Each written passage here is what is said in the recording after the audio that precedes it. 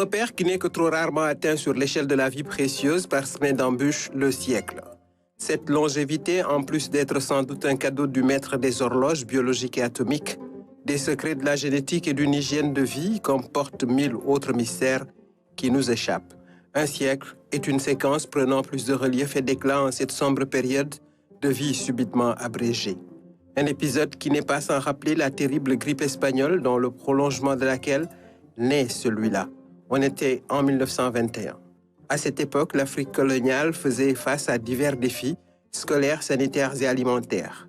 Le temps des maigres récoltes et pire, des grandes endémies. Certaines d'entre elles tourmentent encore et de nouvelles plus inquiétantes émergent.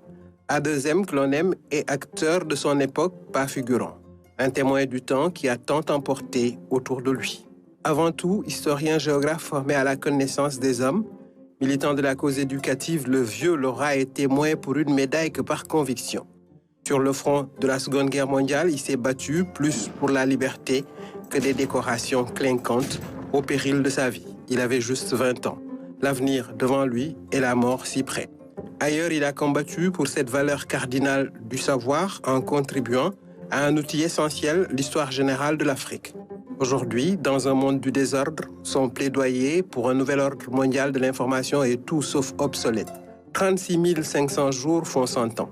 Un âge plus que de légende, mais de maturité et de majesté. Celui de l'ultime et sublime sagesse, richesse sur les restes d'une vie accomplie.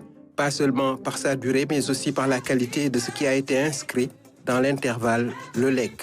Il est des instants qui équivalent à l'éternité. Bon anniversaire. Oh là là, il est beau ce gâteau.